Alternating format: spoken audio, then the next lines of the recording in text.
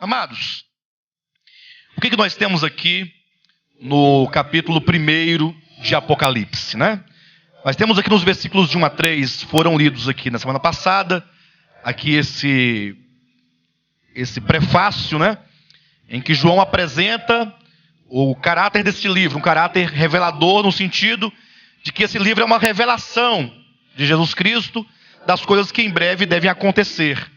E que foram notificadas a João, foram reveladas por meio de sinais. O Apocalipse é um livro de sinais. Vamos ler então do versículo 4 ao versículo 8.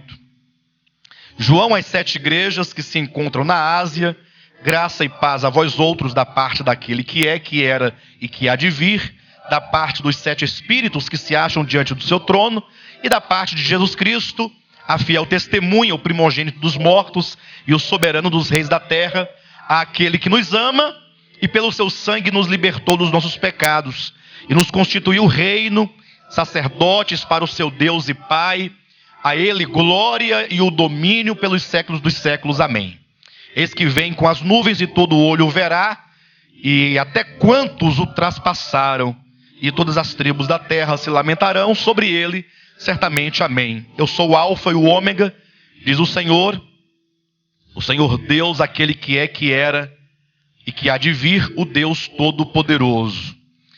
Nós deveríamos ter falado essa porção na semana passada, quando nós colocávamos aqui em evidência o fato de que o livro do Apocalipse é um livro de decretos, é um livro de garantia, no sentido de que nós falávamos de Deus, do ser eterno, enquanto aquele que é soberano, aquele que tem não somente todo o poder para realizar a sua vontade, como sendo ele soberano, nós lemos ali em Isaías 46, versículos 9 e 10, que ele tem a vontade do seu coração. Essa vontade, ela foi estabelecida como um plano, como um desígnio. Esses desígnios, portanto, foram estabelecidos como decretos. Nós poderíamos até colocar da seguinte maneira: a vontade do coração de Deus, eu estou me referindo a Isaías 46, versículo 10, a vontade do coração de Deus. Aí nós temos o plano de Deus e então os decretos de Deus. Coloca isso aí no seu entendimento, esses 3 aspectos. E poderia colocar em quarto lugar a obra de Deus. Por quê? Por que falar isso ao ler o livro do Apocalipse? Para tirar desde já e começar a tratar com nossos corações, no sentido de que a religião, sobretudo a cristã evangélica, nos legou um entendimento falso a respeito de Deus, como se Deus ele fosse conduzido de acordo com os acontecimentos. Ou seja, Deus, ele começou uma obra, e aí veio lá o diabo, um ser que se tornou o diabo, e atrapalhou, e aí Deus agora tem que consertar o atrapalho do outro, e aí Deus vai arrumando, quando está quase bom, vem um diabo, derruba de novo, e aí fica essa queda de braços, né? É como se a luta cósmica revelada na Escritura fosse uma queda de braços, em que o homem também está envolvido, e agora também o homem teria, supostamente, um chamado livre-arbítrio também, para impedir que Deus cumprisse o que ele quer cumprir. E não é assim a Bíblia Sagrada, pelo menos nos seus 66 livros, nós não encontramos nada desse sentido ou desse jeito. O ponto de partida do estudo da Escritura, do estudo de Deus, sobretudo da escatologia bíblica, deve ser do Deus eterno enquanto Deus soberano. Não há outro Deus além dele, ele é o único, porque ele é incriado, ele é todo poderoso, ele é autossuficiente e, sobretudo, quem quiser servi-lo e conhecê-lo, tem que começar do conhecimento da vontade do seu coração. Antes de haver mundo, Deus já tinha no coração a vontade de realizar os seus propósitos. Tudo ganha sentido a partir dessa perspectiva. Eu sei que falar sobre esse assunto de soberania de Deus, vontade de Deus, eu sei que gera atritos, porque nós não ouvimos isso comumente, a gente ouve o contrário. A gente ouve que você coloca Deus na parede e Deus muda de ideia, né? E que as coisas acontecerão de acordo com as forças que operam, chamada de livre-arbítrio, Mas não é assim. Deus tem a vontade no seu coração.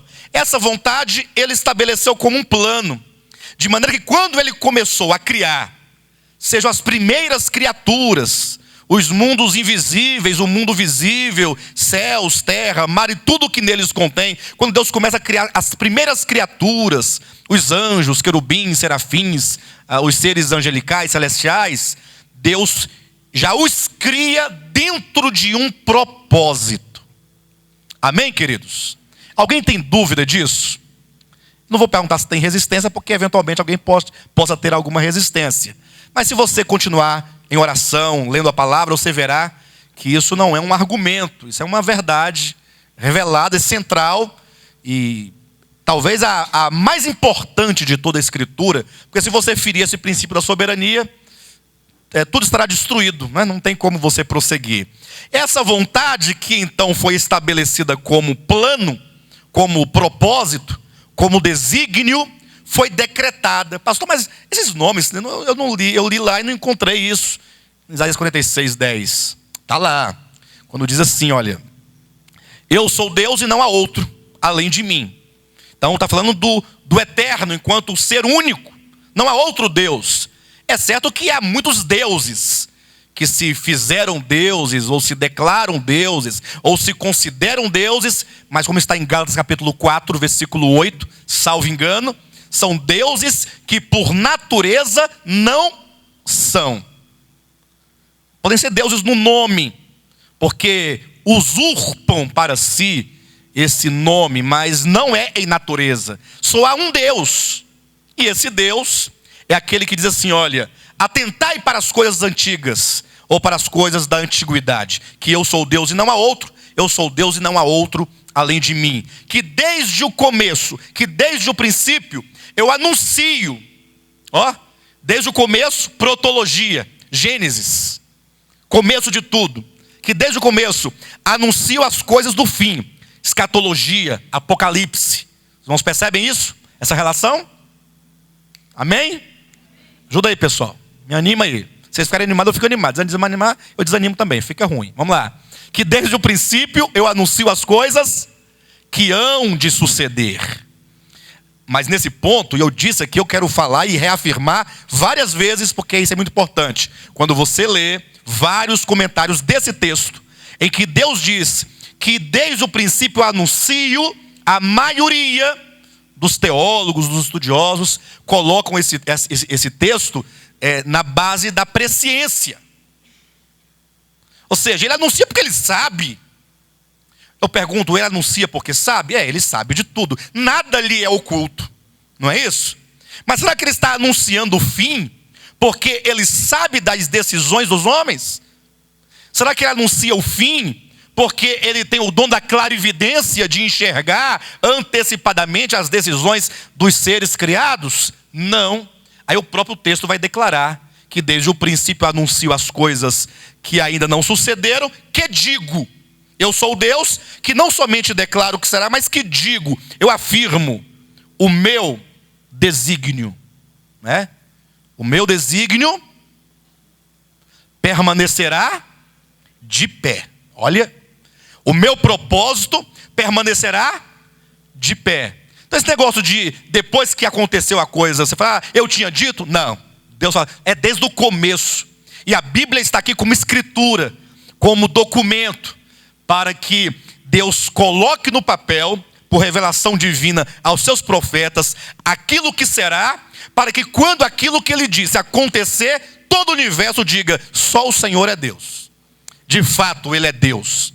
Ele é o Senhor, porque ainda que tudo e todos fossem de encontro à vontade do coração dele, mas ele disse, o meu propósito permanecerá de pé, farei toda a minha vontade. Esse texto é um desafio muito grande. Esse texto, na verdade, é a prova de que ele é ou não Deus. Digamos que o diabo, o demônio, Satanás, diga, eu sou Deus, não há outro além de mim. Ou que um homem, um ser humano, um príncipe, um rei, ou quem quer que seja, diga isso. Aí Deus fala, não, tudo bem, você pode falar, agora você pode provar isso? Você pode provar? Como alguém poderia provar ser Deus? Ora, decreta a história do universo, revela qual é a vontade do seu coração, e vamos ver se você de fato leva a cabo isso ou não.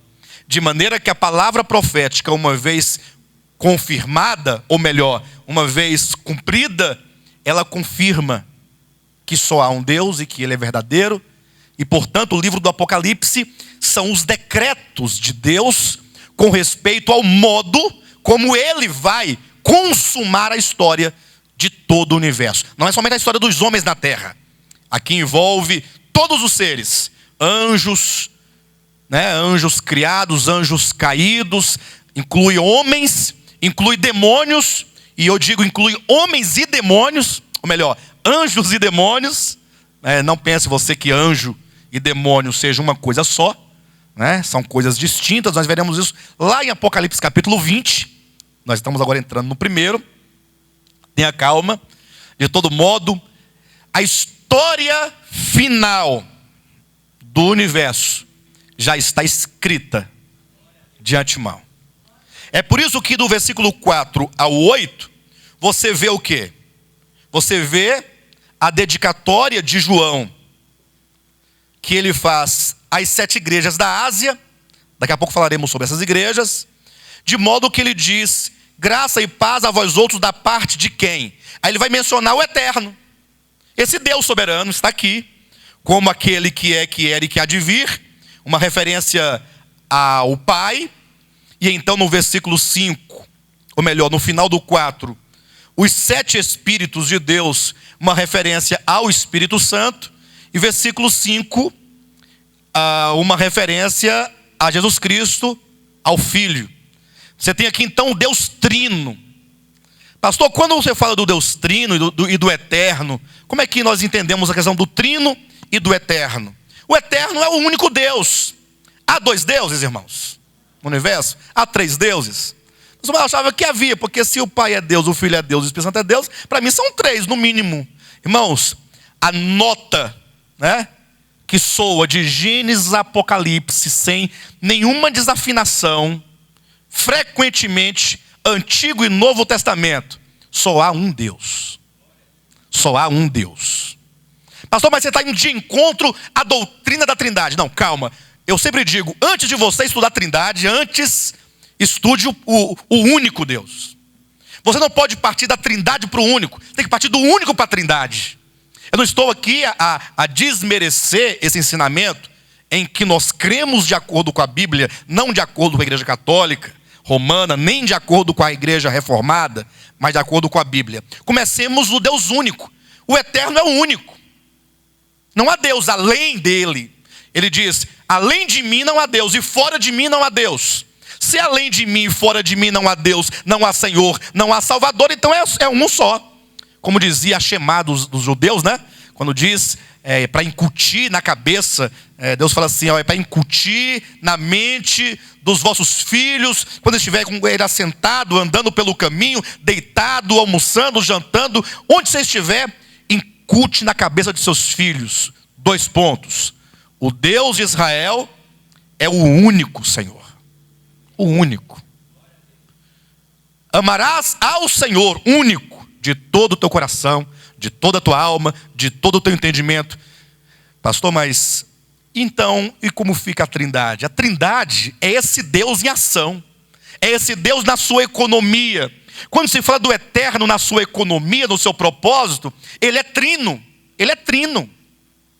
E a Bíblia afirma, sem nenhuma confusão, que o Deus trino é o Deus eterno, é o único Deus, que é o Pai, que é o Filho, que é o Espírito Santo, na sua coexistência e na sua coinerência, de maneira que esse Deus trino, na sua economia, pastor, o que é na economia? Na obra.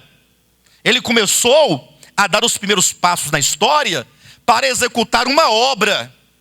Não leia a Bíblia tomando versículos fracionados, picados, como se faz, abre aqui, lê um versículo, explica. Não, a Bíblia é um todo. É uma história, é única, que tem um começo, que tem um desenvolvimento, que tem um fim. Então, nessa perspectiva, você vai ver um Deus caminhando na história. levando a cabo os seus propósitos. E quando então Deus se mostra nessa obra, aí ele se revela em natureza como triuno: Pai, Filho e Espírito Santo. O Pai, aquele que é, que era e que há de vir. É o ser eterno, criador, mantenedor, sustentador, supridor. Tudo parte dele. Na economia de Deus, o Pai é o centro de tudo. Ele é o centro. E aí o Filho surge, né, na história humana, enquanto Deus unigênito que se manifesta, para quê? Para cumprir a vontade do coração do Pai. É por isso que ele diz: eu farei minha vontade. Porque o Filho vem e realiza. Ele não manda o homem realizar, ou fulano, não. O próprio Filho realiza a vontade do Pai. Como o livro de Apocalipse é um livro de salvação e de juízos, sim ou não? Apocalipse é um livro de salvação, de galardão e de juízos. Então veja que galardão, salvação e juízos foram cumpridos na pessoa de Jesus Cristo. Não perca de vista, o Cristo de Deus no Calvário é o centro do Apocalipse. Esse Cristo de Deus no Calvário é aquele que, mediante os juízos que recaem sobre ele, produz salvação para aqueles que nele creem. Então, os juízos estão sobre o Cristo de Deus lá no Calvário. Quantos não se abrigarem à sombra da cruz de Cristo, receberão os juízos sobre si. Então não pense que Deus é um Deus mau, tacando raio na cabeça do povo e levantando besta para morder o povo, como se não tivesse proposto salvação. Não. Ele falou: não, antes de mais nada, o juízo recairá sobre meu próprio Filho. Ele próprio vai receber nele o juízo. E o juízo eterno. Para que aqueles que nele creem não recebam juízos, mas sejam salvos. Agora, quantos não estiverem nele, ou pelo menos nesse princípio de salvação em Cristo, receberão esses juízos. Então o Filho é aquele que cumpre a vontade do Pai. Por isso você vai encontrar várias e várias vezes, sobretudo nas epístolas do Novo Testamento, a expressão em Cristo. Em Cristo, ou nele. Ou seja, nele está feito, né? Nele está concretizado. Quando ele diz: Pai, está tudo consumado, é verdade. Aí eu pergunto: mas estava mesmo tudo consumado? Sim ou não? Consumado? Mas e por que você ainda está nessa situação? Mas eu estou perguntando. Está consumado ou não está consumado? Mas e olha a situação do teu irmão do teu lado aí, a situação dele. Consumou ou não consumou? Aí você diz: nele. Nele. Está consumada nele. Agora, essa consumação nele deverá ser aplicada a todos. Nele o juízo está consumado, nele a redenção está consumada, nele a nova aliança está firmada, nele está tudo feito. Agora, a partir dele, resta uma aplicação disso que está feito em nós, na criação. Vocês entendem ou não? É por isso que surge aí o quê? Depois do Pai, que tem a vontade e os decretos, o Filho, que realiza, que faz a consumação da vontade do Pai. Aí vem os 7 Espíritos de Deus, que é aquele que vai aplicar tudo aquilo que foi consumado, que foi feito, que foi concretizado na pessoa do Filho. O Pai é o regente do universo. O Filho é o cumpridor da vontade do Pai. O Espírito Santo é aquele que agora aplica em toda a criação aquilo que o Pai desejou e o Filho executou. Essa é a razão do Deus Trino estar dentro de uma perspectiva da economia de Deus, da obra de Deus. Pastor, mas por que se diz os 7 Espíritos de Deus? E aí eu quero dizer aos irmãos que é complicado se dar um parecer exato de algumas expressões dentro do Apocalipse, até porque quando se lê os comentários são diversos, os comentários e as visões e as possibilidades, mas nós podemos nos aproximar, entendendo que quando eu vejo aqui os 7 Espíritos de Deus, ao lado do Pai e do Filho, então eu tenho que começar consentindo que os 7 Espíritos se refere ao Espírito Santo. Que eu tenho o Pai, eu tenho o Filho e os 7 Espíritos. Portanto, 7 Espíritos é o Espírito Santo de Deus. Eu tenho aqui o Deus Trino. Mas por que aqui o Deus Trino é chamado de os 7 Espíritos de Deus? Não adianta querer fazer associação com Isaías 11. Espírito de sabedoria, espírito de inteligência, espírito disso, espírito daquilo. Né? Mas vamos tomar o número 7 dentro da perspectiva profética. Que o número 7 significa a completação. Quando algo se completa no seu todo, nós temos o número 7. Vamos encontrar 7 trombetas, 7 selos, 7 taças. Vamos encontrar os 7 Espíritos de Deus, são 7 igrejas. Então, o número 7 no Apocalipse é um número que chega a ser comum, que fala de algo completo. Tudo que é completo tem o número 7. Portanto, os 7 Espíritos de Deus está aqui como aquele que está nesse fim, o Apocalipse, que é a consumação, para levar a cabo, dando consumação plena a tudo aquilo que tem que ser realizado. É o Espírito de Deus que está aqui para trazer essa completação da obra de Deus. Tá bom? Fica aqui esse esclarecimento, esses apontamentos nessa porção. Vamos adentrar para os versículos 9 de 1 João, ou melhor, de Apocalipse 1, versículo 9 até o capítulo 3, versículo 22. Aqui vamos com mais calma, tá bom? Com mais calma. Eu acredito que vale a pena eu repetir aqui algumas coisas aos irmãos que são importantes. Há um princípio hermenêutico que nós não podemos abrir mão. E eu quero pedir a sua atenção, e eu quero pedir a sua intervenção. Quero pedir que, se você porventura tiver algo a falar, eu quero que você levante a mão na hora e fale. Porque é o seguinte: muitos têm, inclusive, postado em comentários de mensagens nossas da internet, essas coisas, dizendo que é como se nós fôssemos os donos da verdade. Como que nos acusando de querer saber muito, ou saber mais que todo mundo. Ou como até eu já teve a seguinte expressão: vocês estão querendo inventar a roda. Não é? Vocês estão entendendo? Mas por que há toda essa pressão sobre nós? É porque nós falamos tudo diferente de todo mundo. De repente, ninguém sabe de nada. Aí aparece um grupo igual o nosso, de pessoas humildes, pessoas simples, que diz: está todo mundo errado, o certo é isso. Aí o povo se revolta. Aí tem que se revoltar mesmo, ué. Tá certo, eles não estão errados, não. Ora, onde está o erro deles? Em não fazer a verificação. E aí, quando eu digo que eu quero uma manifestação dos irmãos, caso haja alguma coisa a ser dita, é porque assim, qual é a maneira que nós temos de estudar a Bíblia? Esse é o ponto fundamental. Não importa o que você vai declarar, eu quero saber como você chegou a essa conclusão. Não adianta você afirmar uma coisa, você tem que falar como você chegou a essa conclusão, quais foram os meios, os mecanismos que você se utilizou, de maneira que nós usamos mecanismos hermenêuticos. Ou seja, o próprio texto ele traz aqui as chaves hermenêuticas de interpretação. E aí, quando você se depara com essas chaves hermenêuticas, que são várias, você então você não tem alternativa, você não tem o que fazer. Você não pode inventar, você não pode criar, você não pode achar, não, eu acho que assim seria melhor.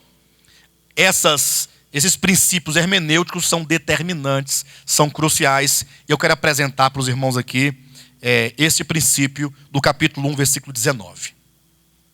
Tem que começar daqui. O estudo do Apocalipse não pode ignorar esse versículo 19.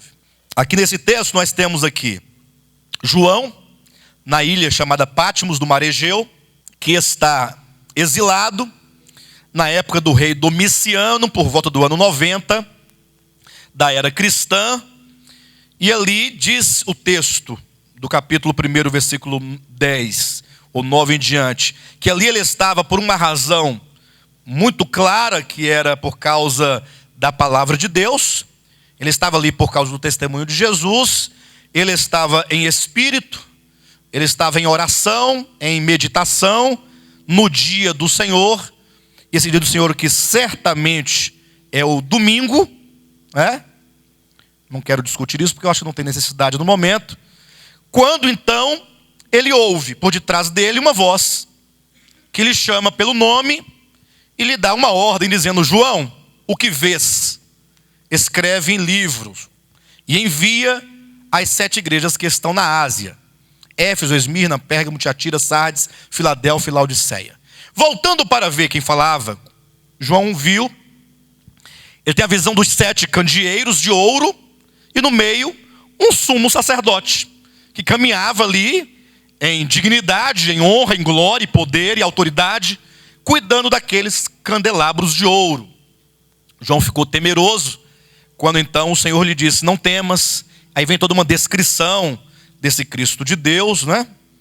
Desse Cristo glorificado, dizendo a João que ele não devesse temer, uma vez que aquele que falava era o primeiro, o último, aquele que vive, que esteve morto, que tornou a viver, que tem nas mãos as chaves da morte e do inferno. Esse é o contexto originário do Apocalipse. A igreja sofredora, ali porque muitos crentes sendo martirizados, morrendo pelo Império Romano, os apóstolos, a maioria já havia morrido, só restava João. Então havia um grande temor de que a igreja sucumbisse naquele sofrimento, naquelas perseguições. E aí o Senhor fala: não temas, não há por que temer, porque o Senhor da igreja, o líder da igreja, o cabeça da igreja, aquele que está cuidando da igreja, é aquele que esteve morto. Ou seja, eu entrei na morte. É verdade que ele morreu, que ele foi abraçado pela morte, que ele foi tragado, tudo isso é verdade, tragado pela morte. Mas ele diz: mas eu estou vivo, eu venci a morte. Quando diz eu tenho as chaves da morte, do inferno, cuidado. Porque tem crente que lê a Bíblia e não sabe que a Bíblia é um livro de símbolos. Aí começa a ter visão de Jesus com um mói de chave na mão. Eu estou vendo um varão de branco com um mói de chave na mão. E a chave, uma estava escrito inferno e a outra escrito, para disso. Chaves, aqui eu tenho as chaves da morte e do inferno, quer dizer que ele tem um poder e autoridade para fazer morrer ou ressuscitar a quantos ele quiser, e sobretudo para tirar do Hades quantos já morreram. É uma autoridade que ele tem. Isso no sentido que ele tem esse poder, né? Ou seja, uma vez que ele venceu a morte não tem poder sobre ele. Pelo contrário, ele tem o poder sobre a morte.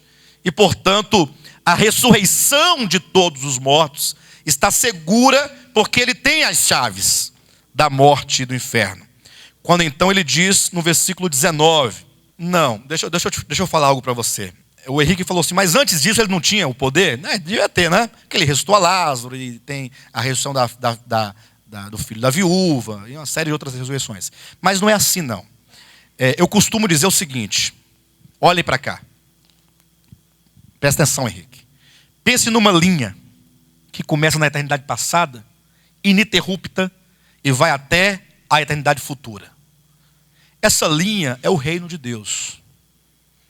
Ou seja, o reino de Deus sempre houve, nunca deixou de haver.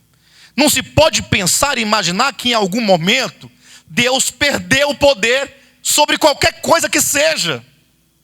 Não se pode conceber essa ideia. Nunca.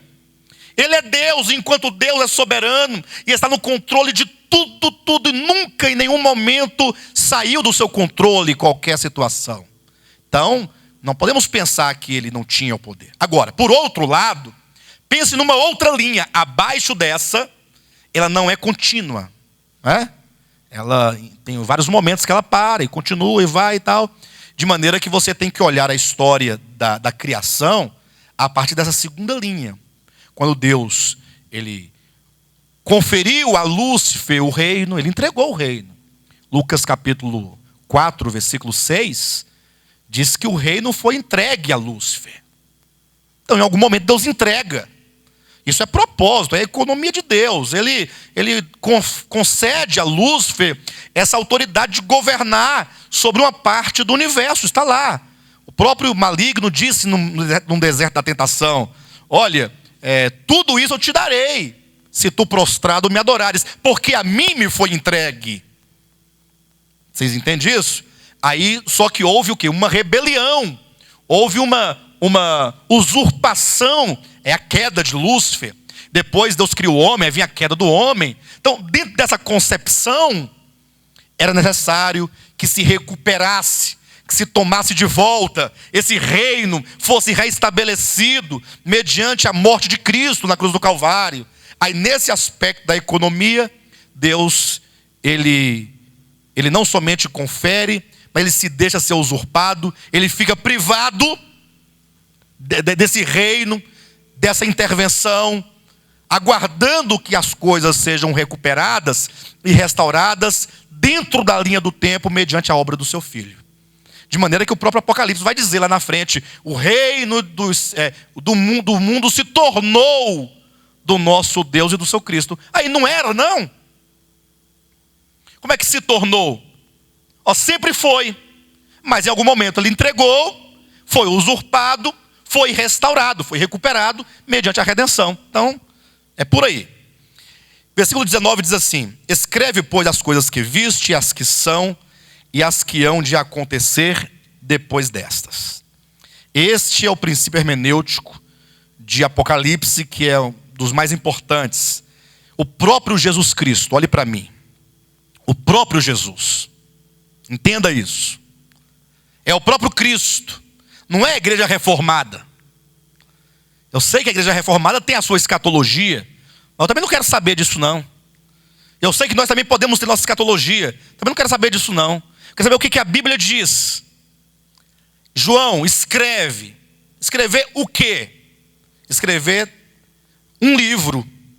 E esse livro tem 3 seções definidas: as coisas que viste, as coisas que são e as coisas que hão de acontecer depois destas. Os irmãos entendem isso? As coisas que hão de acontecer depois destas. Quando diz, escreve as coisas que viste, não são as coisas que ele acabara de ver? Ou não? Ou as coisas que ele ainda viria? As coisas que viste. Então, nós temos aqui definido. Ele deveria escrever aquilo que ele acabara de ver. O que ele acabara de ver? O Cristo glorioso. É o Cristo ressuscitado. É o Cristo em poder. O Cristo em glória. Olha só a descrição desse Cristo. Versículo 13. E no meio dos candeeiros, um semelhante a filho de homem. Quando fala semelhante a filho de homem, porque a sua figura era humana. Mas não se poderia dizer exatamente que ele fosse um homem, porque não há homem com olhos de chamas de fogo. Homem. Então, um semelhante a filho de homem. Aí começa a descrição. Com vestes talares. Talares quer dizer vestes longas. Vestes que chegam até os tornozelos. Com vestes talares e cingido à altura do peito com uma cinta de ouro, típica de um sumo sacerdote. A sua cabeça e cabelos eram brancos como a alva lã. Brancos como a alva lã. É estranho. Essas visões são estranhas. Porque se você começar a imaginar um homem com vestes longas, com uma cinta ao invés da cintura, no peito, e a cabeça e os cabelos brancos, como a alva lã, começa a ficar complicado. Porque você fala assim, o que está acontecendo? Que ser é esse? Aí continua dizendo. Os olhos, como chama de fogo. Os pés, semelhantes ao bronze polido, como que refinado numa fornalha. A voz, como voz de muitas águas. Tinha na mão direita 7 estrelas e da boca saía-lhe uma espada, uma afiada espada de 2 gumes. O seu rosto brilhava como o sol na sua força. E cada aspecto de Cristo aqui, que são as coisas que viste, que ele acabara de ver, fala de um atributo deste que aparece. Bem, não fica difícil saber quem é este homem, porque este próprio homem que aparece para João diz, eu sou o primeiro e o último. Bem, não dá para saber quem é ainda, né? É o primeiro e o último, mas continuemos. Versículo 18. Ou melhor, e aquele que vive, estive morto, mas eis que estou vivo pelos séculos dos séculos, e portanto, este que fala é Jesus Cristo. Mas por que Jesus Cristo se apresenta com tais características? Aqui nós temos a primeira parte do livro. Escreve as coisas que viste. Não é isso que diz o texto? Capítulo 1, versículo 19. Escreve as coisas que viste. Pois bem, esse Cristo de Deus tem que ser comparado ao Cristo dos Evangelhos. Olha para o Cristo dos Evangelhos. É um homem, um nazareno, sem aparência, sem formosura, como diz Isaías, como raiz de uma terra seca, que era desprezado, homem de quem não fizemos caso. Ou seja, os homens olhavam para Cristo, enquanto na sua encarnação, e sentiam pena dele. Você já olhou para alguém que dizia algo tão grande, você achava que ele tinha problema de cabeça? Assim, oh meu Deus do céu, esse indivíduo deve ser doente. Porque como é que Jesus podia afirmar tantas coisas, se ele não demonstrava fisicamente, exteriormente, que ele fosse de fato o Filho de Deus? E aqui nós temos um mistério. Qual o mistério? Ali estava o reino de Deus, estava o próprio Deus encarnado, porém oculto naquela humanidade. Foi crucificado, foi morto, foi zombado, foi humilhado, foi escarnecido, e depois de morto restaram 12 homens, ou 11 homens, e algumas mulheres, e tinha mais algumas pessoas com eles ali, que afirmavam o seguinte: ele está vivo, ele ressuscitou. Mas quem foi que viu? Não, foi Pedro, foi João, foi Tiago, foi Mateus. Não, mas aí não vale, são vocês que viram. Quer saber quem fora de vocês que viu? Não, ninguém viu. Ou que apenas uma pequena multidão o havia visto sendo assunto aos céus, mas não na sua glória. Então, a mensagem da ressurreição e da glorificação do Cristo de Deus ainda era algo quase tido como se fosse uma grande invenção daqueles discípulos. Tanto é que diz o Evangelho de Mateus que saiu um boato dizendo que os discípulos haviam roubado o corpo de Cristo e inventaram a mentira de que ele havia sido ressuscitado. Não é isso? Mas de repente João, na ilha de Patmos, ele tem essa visão. O Cristo de Deus aparece para ele, não mais como apareceu na ressurreição, que ainda com uma pequena diferença, era um homem com quem eles comeram, conversaram. Agora aqui ele aparece em glória. E cada aspecto aqui de Cristo fala de um atributo dele. Por exemplo, quando diz da sua cabeça branca, dos seus cabelos brancos, isso nos lembra de quê? Nos lembra do ancião de dias que nos é mostrado em Daniel capítulo 7, versículo 11, 12, 13, 14. Quando fala do ancião de dias, fala de uma maturidade. Fala, na verdade, como se identificasse ele aqui ao próprio eterno, sendo ele eterno. Pastor, mas no caso dos cabelos brancos poderia dar uma ideia de velhice, não é? Nós aqui entendemos que os cabelos vão ficando brancos, a pessoa está ficando velha. Mas na Bíblia não. Tanto é que no capítulo 4 vão aparecer 24 anciãos. No caso, vai trazer essa ideia de tempo para mostrar a questão da eternidade. Este que esteve morto e tornou a viver é eterno, no sentido de que ele sempre esteve, né? E que embora ele passasse pela morte, na questão do tempo, entretanto, ele tem essa característica de ser o eterno, de ser eterno, né? No sentido não de... A sua cabeça e cabelos eram brancos como a alva lã, os olhos como chama de fogo, no sentido de que os seus olhos são penetrantes, de que nada resiste ao seu olhar, porque ele a tudo sonda, perscruta. O seu olhar penetra e não para apenas no pensamento, mas vai até os propósitos do coração.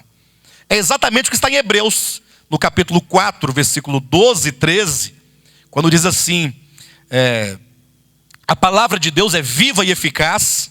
Aí logo pensamos em quê? Na Bíblia, né? Mas a Bíblia é a palavra de Deus? O que os irmãos acham? A Bíblia é a palavra de Deus. Tá bom. E Jesus é o quê? Jesus é a palavra de Deus? E a Bíblia é a palavra de Deus? Então quando a Bíblia cai no chão, a palavra de Deus cai no chão?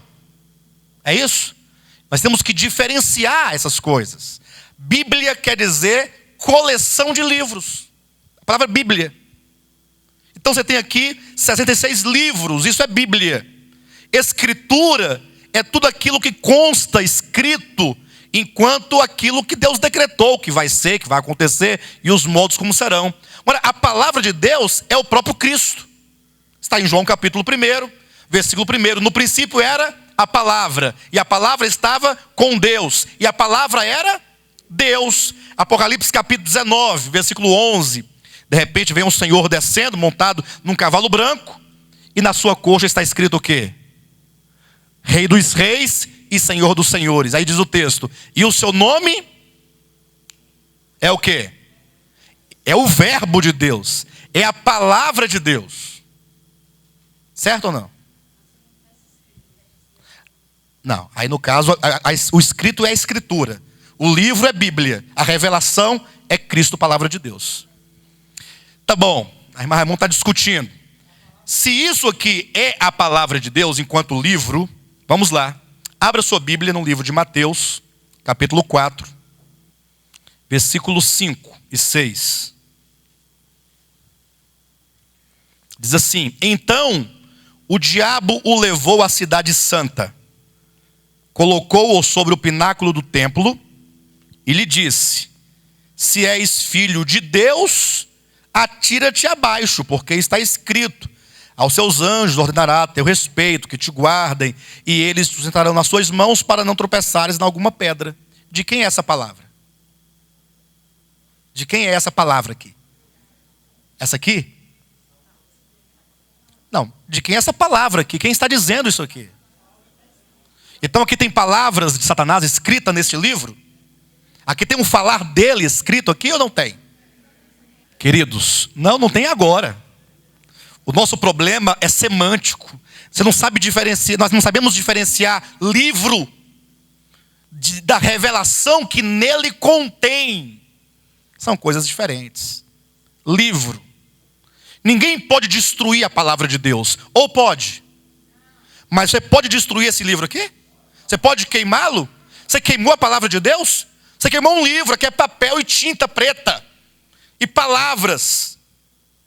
De todo modo, você pega uma Bíblia e outra, e entre um livro e outro, há diferenças. Ou não há diferenças?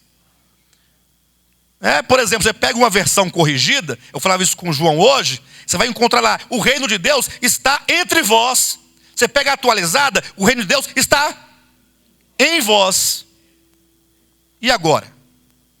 É Bíblia. Quem escreveu a Bíblia? Homens. E quem foi que escreveu a palavra de Deus? Ninguém. A palavra de Deus, ela é o próprio Cristo, é a palavra.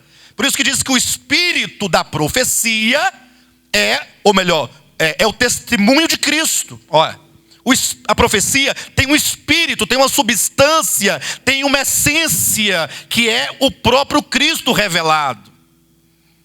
Um problema semântico, de diferenciar o que é a palavra, o termo Bíblia, do grego biblos, quer dizer conjunto de livros. É uma biblioteca de livros. Quem é a palavra de Deus? Vamos ver? Apocalipse capítulo 19. Eu sei que na prática, no dia a dia, ao falar de um modo mais livre, nós acabamos por não fazer tal distinção. Mas se você for rigoroso, você tem que fazer tais distinções. Capítulo 19 de Apocalipse, versículo 11. Vi o céu aberto, e eis um cavalo branco. O seu cavaleiro se chama Fiel e Verdadeiro, e julga e peleja com justiça. Os seus olhos são chama de fogo. Na sua cabeça há muitos diademas. Tem um nome escrito que ninguém conhece, senão ele mesmo. Está vestido com um manto tinto de sangue. E o seu nome se chama o Verbo de Deus. O seu nome se chama a Palavra de Deus. Quem é a Palavra de Deus? A Palavra de Deus, Hebreus 4:12. Porque a Palavra de Deus é viva. A Palavra de Deus é viva. E esse livro é vivo. Agora, neste livro contém a palavra de Deus. Contém a revelação dele. Este livro contém o testemunho dele.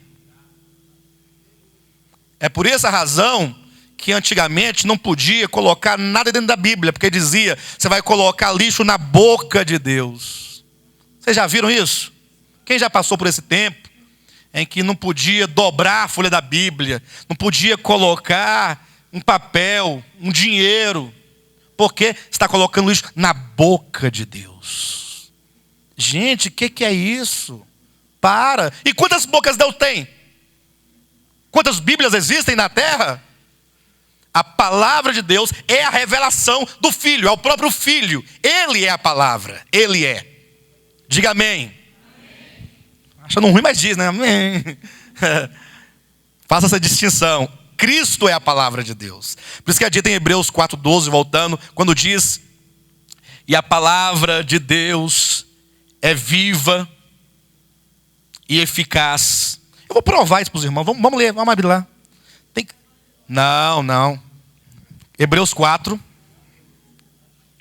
Irmãos, não preocupa não, porque sempre foi assim, sempre será. Até Jesus voltar vai ter essas dificuldades. Mas não tem problema não. A irmã não entende, outros entendem, outros não entendem. Nós estamos fazendo distinção entre Bíblia, Escritura e Palavra de Deus. São coisas distintas. Pronto. Capítulo 4 de Hebreus, versículo 12. Porque a Bíblia é viva e eficaz. Não? Mas não posso colocar a Bíblia, não? Eu não posso colocar a Bíblia? Eu não posso colocar? Mas não é uma coisa só? Porque a Escritura é viva, é isso aí? A palavra de Deus é viva. Diga, a palavra de Deus é viva. É viva. É viva. Por isso você pode eventualmente ter contato com a Bíblia e não ter contato com Deus. Você pode usar da Bíblia para ofender a Deus. Você pode usar da Escritura para deturpar a verdade de Deus. Lembra que Paulo, ou melhor, que Pedro, referindo-se a Paulo, disse que muitos distorcem as Escrituras. O texto. Escritura enquanto texto. Para a sua própria condenação. Mas não distorce a Bíblia. Não sei que ele pegasse a Bíblia e fez assim nela, assim, ó, o livro. Aí estaria, vou torcer a Bíblia, estou torcendo. Mas não a Escritura. Distorcer a Escritura é pegar o texto e distorcê-lo. O sentido, como fez o diabo. Mas a palavra de Deus não se distorce, não se mata, não se anula, porque ela é viva. É viva e eficaz. E essa palavra de Deus que é viva e eficaz, ela é mais cortante, olha, do que qualquer espada de 2 gumes. E penetra até ao ponto de dividir alma e espírito, juntas e medulas, e é apta para discernir os pensamentos e propósitos do coração. Ponto. E não há criatura que não seja manifestada na presença de quem? Na presença de quem? Como? Calma, não. Você tem que buscar anteriormente a que ele se refere. Quando diz, no 13, e não há criatura que não seja manifestada na sua presença, na presença dela, na presença da palavra de Deus. Não foi dito no versículo anterior? Que a palavra de Deus é viva? Quem é viva? Quem é eficaz? Quem é mais cortante? Quem é que penetra? E não há criatura que não seja manifestada na presença dela, na sua presença. De quem? Palavra de Deus. Então é possível que alguém esteja na presença da palavra de Deus? Já, Roger. Pelo contrário, ninguém pode se esconder da palavra de Deus.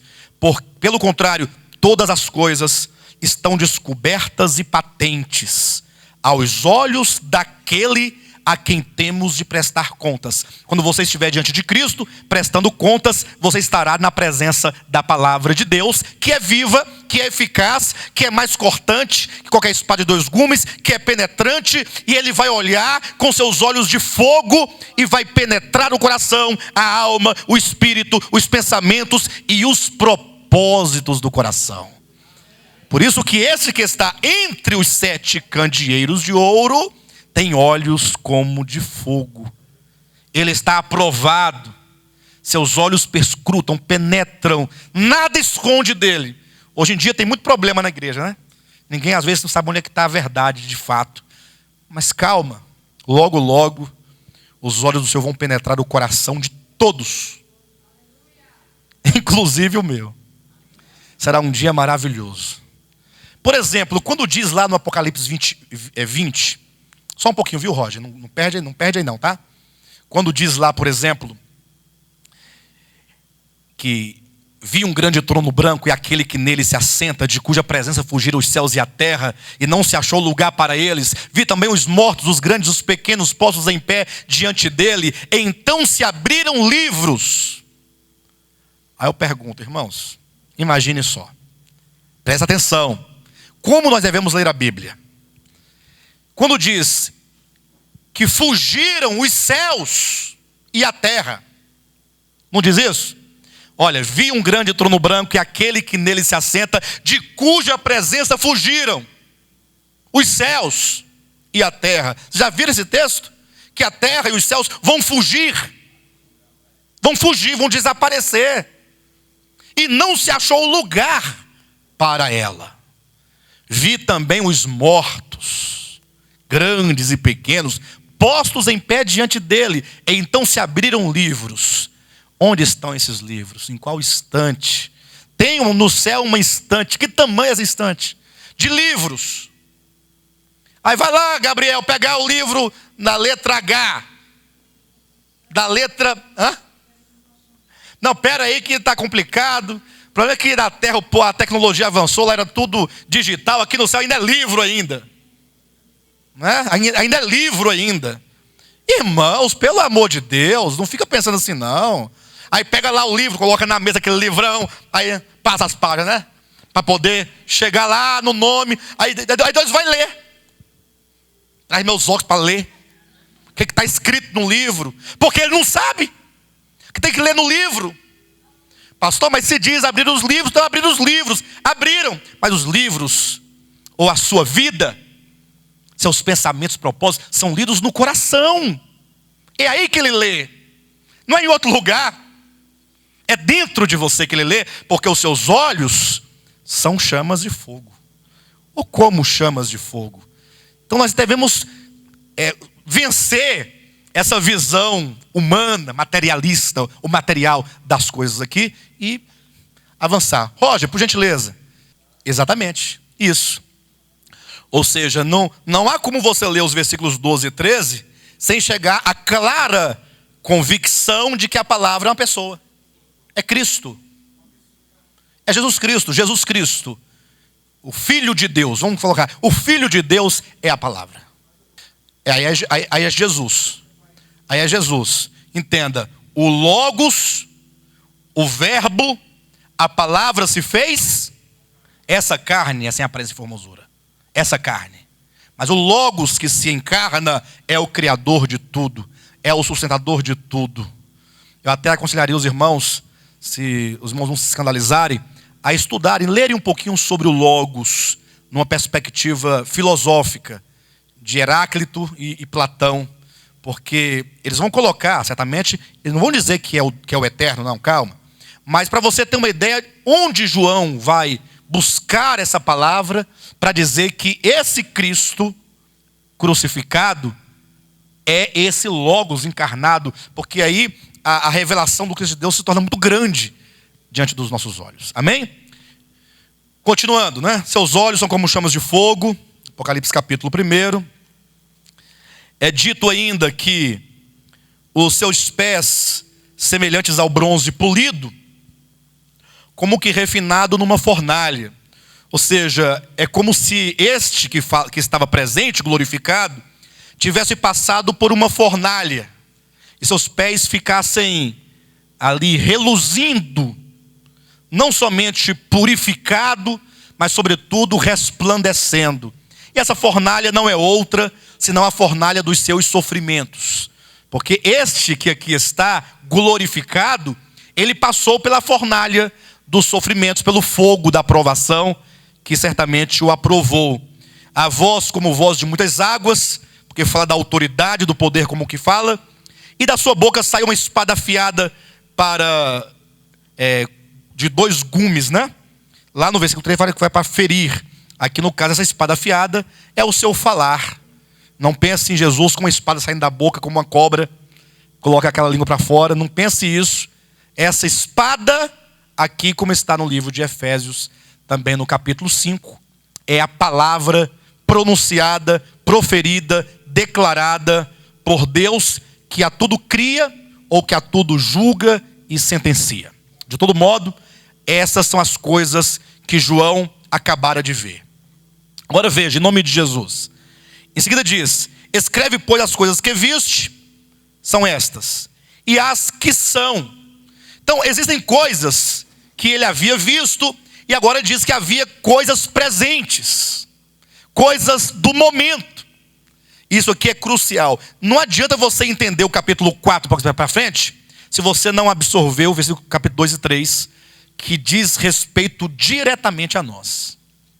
Na verdade, você pode até dominar todo o Apocalipse do capítulo 4 para frente. Se você falhar nos capítulos 2 e 3, você se falhar, você terá perdido para a sua vida e para a sua experiência o que há de maravilhoso. Porque esse livro não é para matar a curiosidade, né? Esse livro é para gerar vencedores, para gerar pessoas, cristãos com uma visão clara a respeito de Cristo, do Cordeiro, da esposa, da vitória e da vitória sobre todo o mal. De maneira que é dito que agora as coisas que são. E é dito também das coisas que hão de acontecer depois destas. Se você então se fixar aqui no texto e for bastante rigoroso, você tem assim, olha, capítulo 1, as coisas que viste. Ok? Alguma dúvida? Tá. Agora vem as coisas que são. É o presente. E aí diz, e as coisas, terceiro lugar, as coisas que devem acontecer quando? Depois destas. O que é destas? As que são. Bem, então se eu sei que o capítulo 1 são as coisas que viste, o que são as coisas que são? Calma. Eu sei que vocês sabem, mas vamos criar um caminho pedagógico para que você não somente saiba, mas que você saiba identificar no texto por que as 7 igrejas, capítulos 2 e 3, são as coisas que são. Não saia por aí repetindo. Saia assim reproduzindo, porém com fundamentos. Capítulo 1, as coisas que viste. Agora eu vou atrás das coisas que hão de acontecer depois destas. Capítulo 4 de Apocalipse, olha aí. Capítulo 4, versículo 1. Depois dessas coisas, olhei. Depois destas coisas. Ok? Olhei. E eis não somente uma porta aberta no céu, como também a primeira voz que ouvi, como de trombeta, ao falar comigo, dizendo: sobe para aqui, e te mostrarei o que deve acontecer depois destas coisas. A partir do 4 em diante, nós vamos encontrar as coisas que devem acontecer depois destas coisas, que são as coisas que são. Portanto, as coisas que são incluem as 7 igrejas que estão no capítulo 2 e no capítulo 3. Então o Apocalipse tem a seguinte divisão: as coisas que viste, capítulo 1. As coisas que são, capítulos 2 e 3. As coisas que devem acontecer depois destas, capítulo 4 em diante. Amém, queridos? Isso é princípio hermenêutico. Você pode nunca mais vir aqui, nunca mais querer ouvir o meu nome, mas onde você chegar, que você abrir o Apocalipse, você tem que se deter aqui. A não ser que você encontre, quando eu disse que os irmãos podem se manifestar, é nisso. Pastor, eu acho que você está equivocado. Essa compreensão não está clara nesse texto aqui. O que esse texto diz, se não é isso que está aqui? Eu quero saber. Me ajude aí, vai lá. Hã? É isso mesmo que diz? É desse jeito? Pois não, minha irmã. Não, observa. A questão, você vai encontrar dezenas de vezes dentro do Apocalipse, depois disso, porque isso aí o que é depois disso? Nós temos aí uma expressão, como é que eu posso falar? Diga aí, Fernanda e Rafael. Depois disso, é uma expressão que denota sequência, uma anafórica, né? Que retoma um entendimento anterior para dizer o que acontece, o que sucede aquele evento que ele acabara de falar. Depois disso, é uma expressão, salvo engano, um adverbial, né? Não é? De tempo, depois, numa sequência. Adverbial temporal. Alguém disse alguma coisa aqui? Temporal, é isso mesmo. Estou recorrendo aos professores que tem no nosso meio, porque isso ajuda, né? Sim. Aí a pergunta do Rafael, esse depois disso é cronológico mesmo? Aí só o texto vai nos dizer se é depois, se é uma sequência de visões que ele teve, ou se é uma sequência de fatos que acontecem na profecia. Aí, como no caso do capítulo 7, eu não fui lá ainda. Mas, de todo modo, muitas dessas expressões, elas são sequências de narrativas. E não exatamente, ou necessariamente, sequência de fatos a acontecerem no eixo histórico profético. Tá certo? Quando eu falo histórico profético, porque para nós é profético. Mas João fala, aconteceu. Então, para ele é história. É para organizar o texto. Agora, no caso aqui, Andresa e Rafael e os demais irmãos, quando é dito assim, olha, você vai escrever as coisas que você viu, as coisas que são e as que hão de acontecer depois destas. Então você tem uma estrutura. Você não tem aqui, na verdade, essas estruturas adverbiais, temporais, de sequência. Você tem, na verdade, o estabelecimento de coisas que têm lugar no passado, no presente e no futuro. Ok, pessoal? Exatamente. Isso. As coisas que são. Esse presente, as coisas que são, não é um presente no meu momento que falo, no caso de João. É um presente que compreende toda a dispensação da igreja. Porque os 7 candeeiros, as 7 igrejas, representam a igreja em toda a sua história. De maneira que, se você ler, por exemplo, os capítulos 2 e 3, aqui você tem 7 cartas. São as cartas às igrejas. Como você vai encontrar os verbos aqui? Como é que eles são conjugados? Vamos dar um exemplo. Capítulo 2 de Apocalipse, versículo 1. Ao anjo da igreja em Éfeso escreve: essas coisas diz aquele que conserva na mão direita as 7 estrelas e que anda no meio dos candeeiros de ouro. 2 pontos. Conheço as tuas obras, tanto o teu labor quanto a tua perseverança, e que não pode suportar a homens maus. Em que tempo se diz isso aqui? E que pusesse à prova os que a si mesmos declararam apóstolos e não são, e os achaste mentirosos. E tens perseverança, Está vendo? Ou seja, é sempre demonstrando o presente da igreja. O versículo 8, igreja em Esmirna, depois Pérgamo, todos os verbos, ou seja, a maioria dos verbos, se referindo à condição da igreja. A condição são verbos aqui todos conjugados no presente. São as coisas que são. É a atual era na qual se fala e na qual vivemos. Pois não, minha irmã? Olha, presente histórico. Obrigado. Não conhecia essa expressão, mas agora estou conhecendo. É o presente histórico da igreja. Amém, queridos? De todo modo, capítulo 4, depois dessas coisas, e a irmã Andresa, olha aqui, ó, depois dessas coisas, é a expressão de sequência, tá? Estrutural do texto, não é da revelação. Olhei e eis não somente uma porta aberta no céu, como também a primeira voz que ouvi como de trombeta falar comigo dizendo. Bem, o que a voz vai dizer? Sobe para aqui e te mostrarei o que deve acontecer depois dessas coisas. Que coisas? Agora eu quero que os irmãos façam a devida distinção entre depois dessas coisas, no início do versículo 1, para o que deve acontecer depois dessas coisas, no final do versículo 1. Há uma diferença. O primeiro, tudo bem, depois dessas coisas olhei, quer dizer, nós temos uma estrutura aqui, em que demonstra que essa visão a qual ele passa a relatar, foi depois de uma visão anterior, ok? Mas o que a voz diz para ele? João, eu vou te mostrar agora. Sobe para aqui e eu vou te mostrar. Te mostrar o quê? As coisas que devem acontecer. Quando?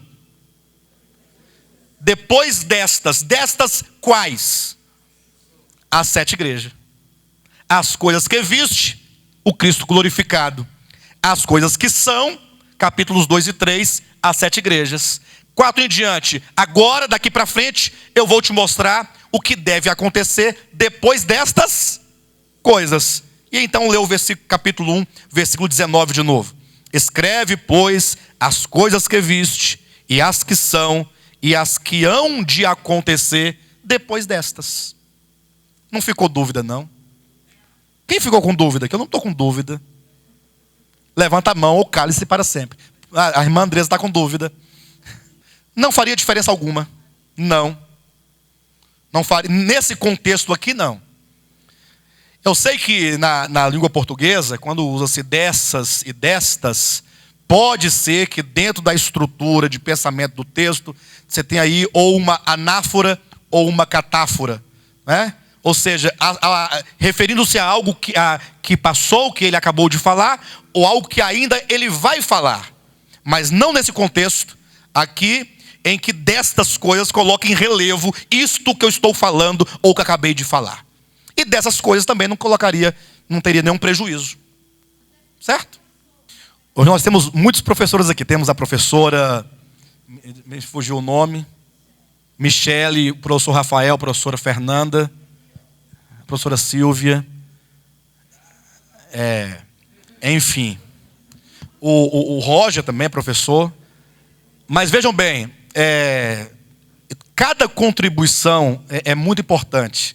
Até porque nós estamos aqui agora dentro de um ponto nevrálgico, porque deste ponto depende a interpretação do restante. Nós não vamos ficar discutindo anáfora e catáfora durante nossos estudos até do Apocalipse, né? Não vamos. Mas é importante que nesse momento se discuta essa questão. Depois a gente pode reunir os professores, bater um papo, né? Até porque a questão de destas e dessas, anáfora, catáfora, espaço e tempo, próximo e distante, aqui, ao meu ver, é indiferente. Uma vez que destas apenas aproxima mais para enfatizar isto que ele quer dizer. Enfim, pois não, minha irmã. Isso. As coisas que depois destas, depois das coisas que são, devem acontecer. Depois das 7 igrejas. Aí nós vamos localizar isso direitinho. Olha todo mundo na sua Bíblia, capítulo 1, versículo 19. Escreve, pois, as coisas que viste. Está aí? Tá. Então, as coisas que viste foi fácil de localizar. Por quê?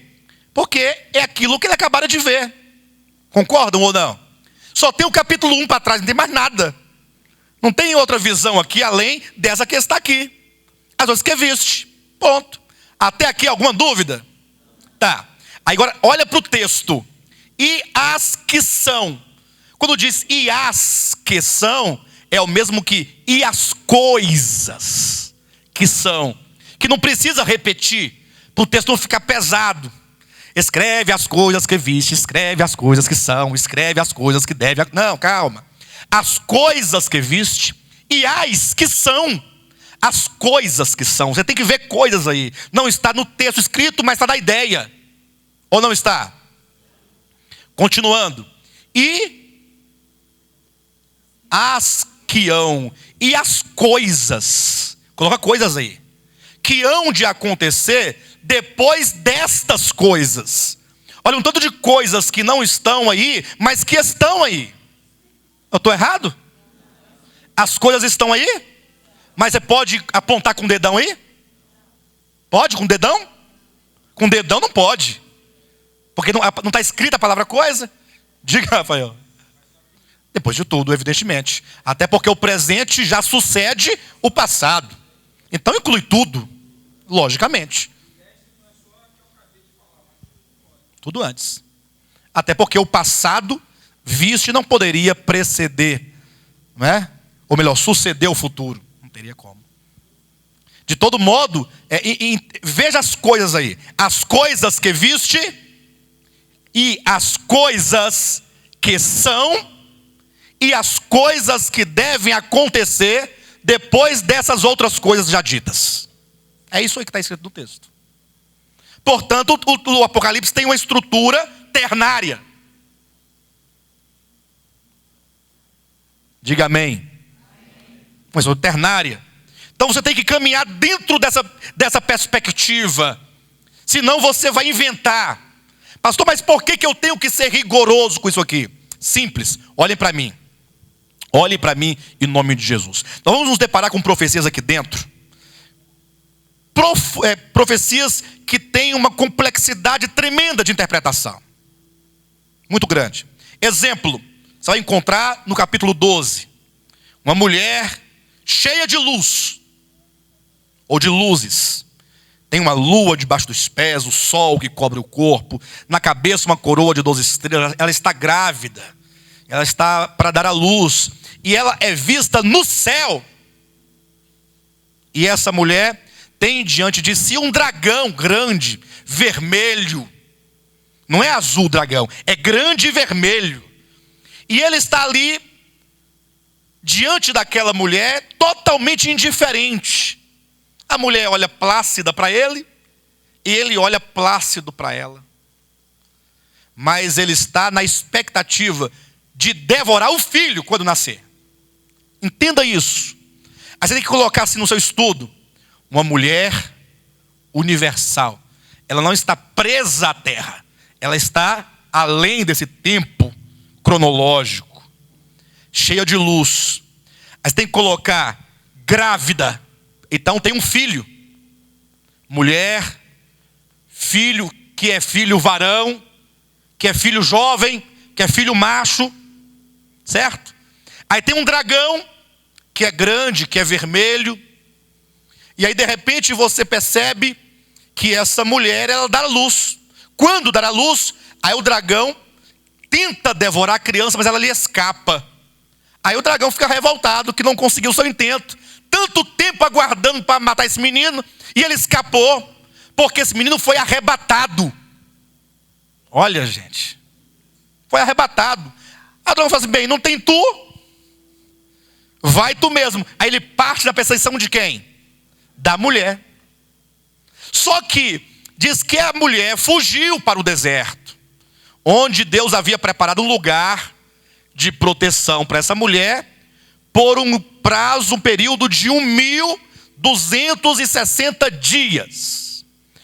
Tudo são informações que você tem que colocar separadamente, porque tudo o que está sendo dito aqui tem uma importância profética. De maneira que no versículo 17 diz que o dragão, ao perseguir a mulher, não perseguiu a mulher, mas perseguiu o restante da sua descendência. Então, além do descendente, o filho, existe uma descendência. Ah, meu Deus do céu. Vocês estão entendendo a coisa? Não tem nada complicado. Se você ficar quietinho, você vai entender tudo. Vocês estão entendendo? Tudo isso. Aí de repente aparece alguém, um doutor, um erudito, PhD, DVD, TCC, as nomenclaturas todas, doutor em divindade. Ele sabe tudo sobre Deus, sobre a essência mais pura do eterno. Aí ele vai estudar e fala o seguinte: essa mulher aqui, aí ele vai situar isso, sabe aonde? Ele vai situar isso aqui, primeiro, ele começa situando lá na queda de Lúcifer. Mas o Apocalipse 12 está falando da queda, quando é dito que o dragão foi lançado para a terra. Lá não diz que o dragão foi lançado para a terra? Diz ou não diz? Aí tá vendo? Ele foi lançado para a terra, é a queda. Aí peraí, quando é que ele foi lançado? Depois que o filho lhe escapou.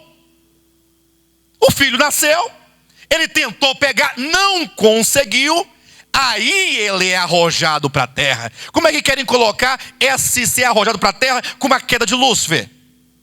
Pastor, mas ele não é o dragão? Mas quem foi arrojado lá no início não foi o dragão, foi Lúcifer. Agora Lúcifer se tornou o que em Gênesis 3? Serpente. E a serpente então foi bebendo o sangue dos santos ao longo da história, até se tornar um dragão gordo e vermelho. Porque no capítulo 12 de Apocalipse, versículo 9, diz que aquele dragão vermelho é a antiga serpente. Portanto, o dragão não é a serpente, é uma serpente desenvolvida. Só um segundinho. Eu não estou explicando ainda para Apocalipse 12, eu vou chegar lá ainda. Estou tentando demonstrar como é que esse texto, as coisas que viste, que são, é essencial. De repente tem alguém dizendo no capítulo 12 de Apocalipse, aquela mulher é Israel que pariu Jesus Cristo. Vocês estão entendendo? Aí você pega os evangelhos, nascimento de Cristo. Aí você pega a história, pega Joséfo, por exemplo, a história dos hebreus, em que passa por tudo isso aí, e você vai estudar e procura onde é dito que tão logo Jesus nasceu, ele foi arrebatado, irmãos. Quando Jesus nasceu, ele foi arrebatado para o trono de Deus. Mas se ele não foi arrebatado para o trono de Deus, por que dizem que ali é o nascimento de Jesus? E a mulher era Israel, sentindo dores até que Cristo nasceu. Aí querem colocar ali o nascimento de Cristo. Mas não pode ser, porque capítulo 12 são as coisas que devem acontecer depois das coisas que são e das coisas que viste. E portanto é um evento profético que ainda não sucedeu, porque as coisas que são ainda são. Então esse texto é extremamente importante. Outros dizem que a mulher é Maria, que deu à luz a Cristo. A mesma coisa. Ou seja, do modo como as coisas estão no capítulo 12, nada combina nem com a natureza do Apocalipse, nem com a sua estrutura ternária, e nem com a história, e nem com nada. E portanto, ao interpretar isso, nós devemos encontrar isso dentro da própria Escritura, respeitando esses tempos aqui estabelecidos no Apocalipse capítulo 1, versículo 19. Diga, meu irmão, por gentileza. Esse é o capítulo 12, versículo 4. Não é isso? A versão atualizada, que é esta que eu uso, diz: a sua cauda arrastava. Ok? A sua diz o quê? Levou. Não há nenhum prejuízo na sua versão. Nenhum prejuízo. Mas essa versão atualizada ela é muito mais clara e específica. Uma coisa, eu vi um dragão, aí diz assim, um dragão grande, vermelho, com 7 cabeças, com 10 chifres, na cabeça 7 diademas, e a sua cauda arrastava. Na visão ele viu que esse dragão arrastava consigo, trazia consigo. Não situa essa queda no início. Está dizendo apenas que ele vinha acompanhado de 1/3 das estrelas do céu, porque desde a sua queda ele arrasta após si. Desde a sua queda ele arrasta. Não há nenhum prejuízo nisso, nenhum problema. O texto não está dizendo que ele caiu lá atrás. Quando foi que ele caiu? Vamos ler aqui no texto? Se bem que nós vamos estudar isso posteriormente, né? Se não aqui. Aqui faz referência ao fato de ele ser um dragão, O versículo 9 diz que esse dragão é a antiga serpente. Se esse dragão grande vermelho é a antiga serpente, não é a serpente atual, é a serpente do Éden. Portanto, esse momento aqui é posterior, e bem posterior. Nós estamos no Apocalipse. A serpente do Éden é Gênesis. Veio Gênesis, Êxodo, Levítico, veio toda a história. Para chegar no final e falar assim, olha, e quem é esse dragão que eu nunca vi isso na Bíblia? É a antiga serpente. É ele mesmo, só que ele desenvolveu, chegou até aqui.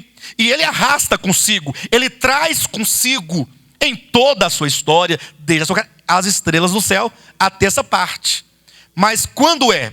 Olha na sua Bíblia, capítulo 12, versículo 6. A mulher, porém, fugiu para o deserto, onde lhe havia Deus preparado lugar para que nele a sustentem durante 1260 dias. Versículo 7.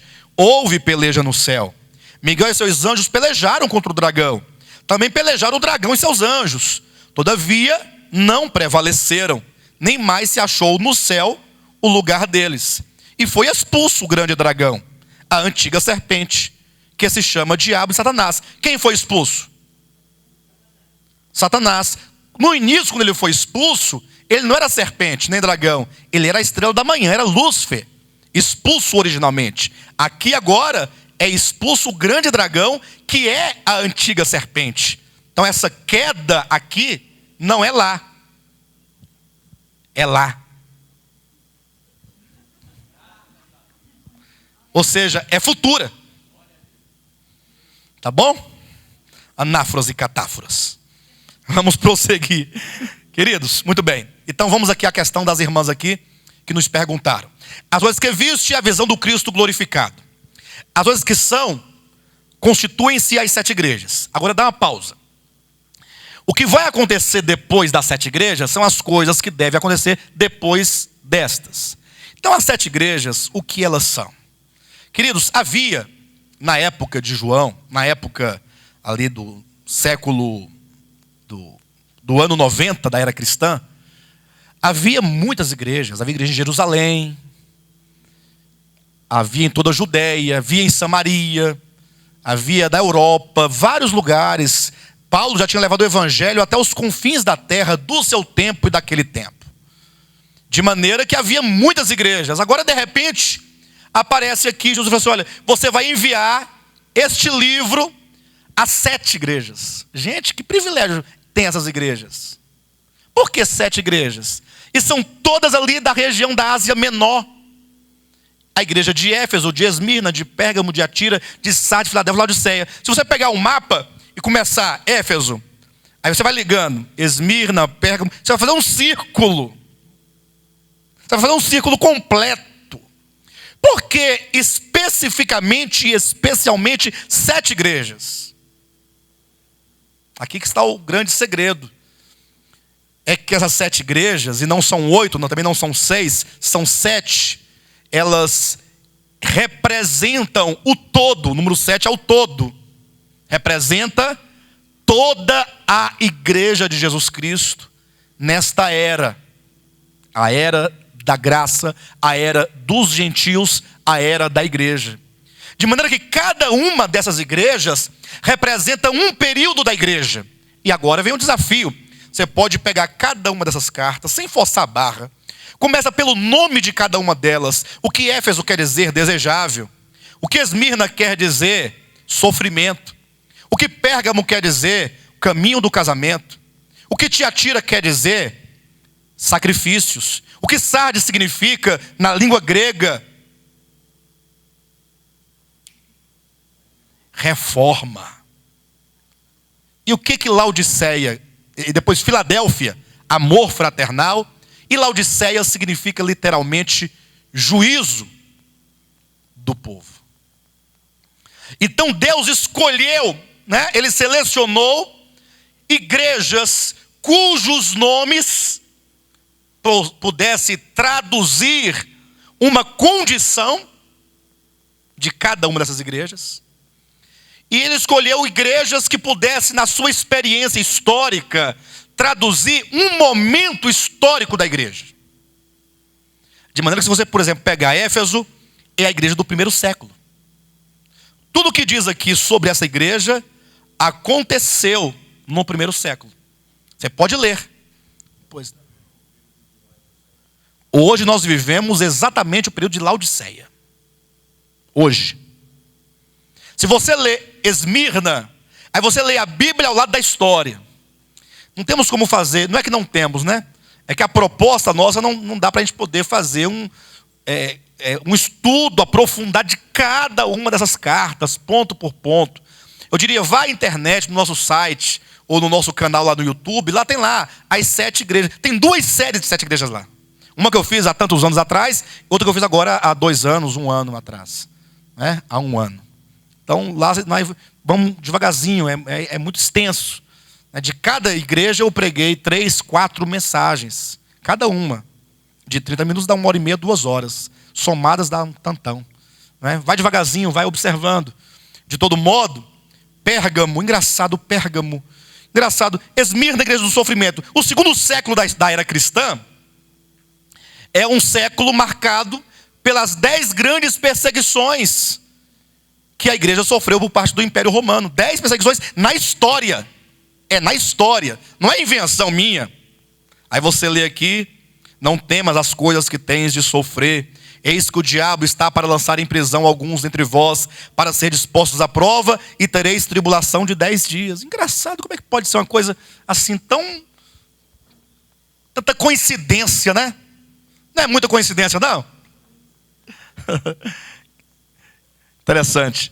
Aí você vai ver que a igreja de Esmirna, essa igreja que existiu literalmente e que teve experiências de sofrimento na Ásia Menor no tempo de João, ela representa uma igreja posterior, a igreja de Cristo na terra durante o segundo século da era cristã. Uma igreja sofredora. Esmirna tem aqui na sua raiz mirra, sofrimento, morte. Pérgamo, vocês já perceberam que o nome Pérgamo tem aí na sua estrutura morfológica a palavra gamo? Tem aí na sua Bíblia? Pérgamo.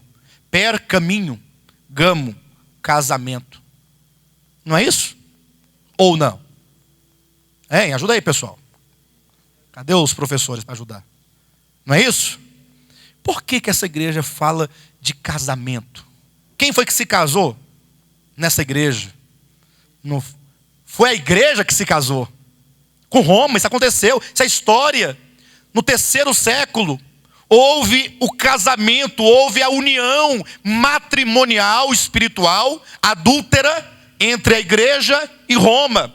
O que já havia sido profetizado na parábola do fermento, em Mateus capítulo 13. Na parábola também da grande árvore, em Mateus capítulo 13. Na verdade, tanto Pérgamo quanto Tiatira é um desenvolvimento de uma só igreja ao casamento. E na consequência desse casamento, o seu marido, ou que seja, o seu amante, né? Seu marido, seu amante, na verdade, faz desse pequeno rebanho, faz uma grande árvore, a transforma na maior religião do mundo de então. E agora nós temos aí, claramente, Pérgamo referindo-se à igreja de Cristo, numa condição de apostasia, de queda, a partir do 3º século, com a ascensão na igreja de Constantino. Tiatira é a igreja, toda a igreja da Idade Média, 4º, 5º, 6º, até o século XVI, ou final do século XV. São 1000 anos de apostasia. E aí essa carta como um todo descreve profeticamente o que seria a igreja na Idade Média. Cada uma das cartas. Sardes, a igreja da reforma. Ou seja, a história da igreja está toda aqui profetizada nos seus aspectos cruciais, nos mais importantes.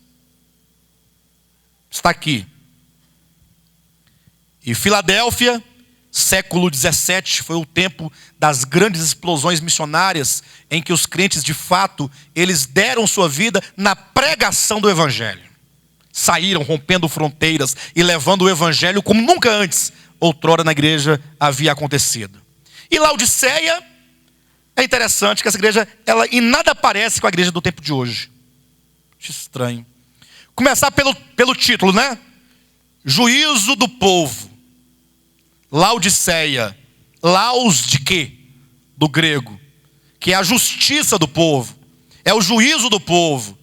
Uma igreja que se julga totalmente capacitada, habilitada, rica, abastada. Chega a ponto de fazer, nós não precisamos de nada. Nada, nada, nada. Nem de Cristo, na verdade, porque Cristo está do lado de fora, aqui batendo na porta. Eis que eu estou à porta e bato. Está aqui no capítulo 3, versículo 20. Agora, cuidado, viu? Porque a maioria esmagadora dos cristãos, ao lerem esse versículo 20, eis que eu estou à porta e bato, se alguém ouvir a minha voz e abrir a porta, eu entrarei em sua casa, cearei com ele, ele comigo. Usa esse versículo para pregar o evangelho nas praças, nos hospitais, chega lá para o pecador, para o ímpio, lá o perdido, o incrédulo, fala assim, olha, Jesus quer te salvar, Ele morreu por você, Ele está batendo a porta do seu coração. Olha, eu não diria que por empréstimo essa ideia pode eventualmente até ser aplicada, não vou discutir isso. Entretanto, você conferir essas palavras de Cristo ao incrédulo e negá-las à igreja, isso trará um grande prejuízo. Porque Jesus está dizendo, eis que eu estou à porta e bato. Se alguém ouvir a minha voz e abrir a porta, eu entrarei. Está falando com quem aqui? Basta que você leia o versículo 22. Quem tem ouvidos ouça o que o Espírito diz às igrejas. Portanto, essa igreja do juízo do povo é uma igreja que sequer tem Cristo reinando no seu coração. É uma igreja que, embora se julgue rica e abastada, é uma igreja miserável. Olha aqui o paradoxo. Sendo ela rica aos seus olhos, é miserável aos olhos de Deus. Achando-se uma igreja provida de todas as coisas, é uma igreja pobre, cega e nua aos olhos de Deus. Isso demonstra tanto o espírito da igreja capitalista, porque com dinheiro você faz tudo, ou não? Você faz tudo. Aqui embaixo faz tudo. Aqui você mata gente, você faz tudo aqui com dinheiro. A igreja do século 19, 20, sobretudo o século 21, 20 e 21, é uma igreja rica, não a nossa, né? Embora nós não estejamos livres desse espírito de Laodiceia. Não quero nos excluir desse espírito, não. Mas a igreja, num sentido geral, é uma igreja financeiramente rica. Dona de TV, dona disso, daquilo, próspera. E por essa razão, de maneira que essa igreja, ela se sente totalmente capaz de si mesma de viver, de agir, de proceder. Mas Deus fala, você é uma igreja desprovida das coisas essenciais e mais importantes, desprovida de visão espiritual, de riquezas espirituais e de justiça espiritual. Enfim, de modo que, se Sardes é a igreja do primeiro século, Laodiceia é a igreja do século 21.